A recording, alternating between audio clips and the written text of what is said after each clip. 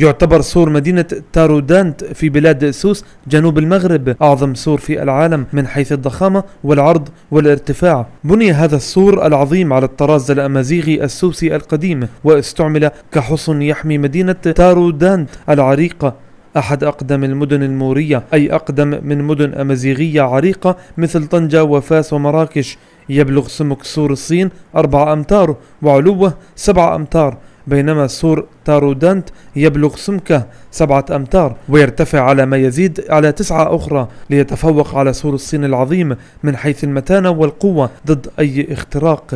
نعم، بالمغرب سور عظيم ومن أعظمها بكل العالم، يرجع تاريخ بنائه إلى الفترة ما قبل الميلاد، ويجمع ابن خلدون والناصري واليفراني وغيرهم على حقيقة أنه أقدم سور بالمغرب.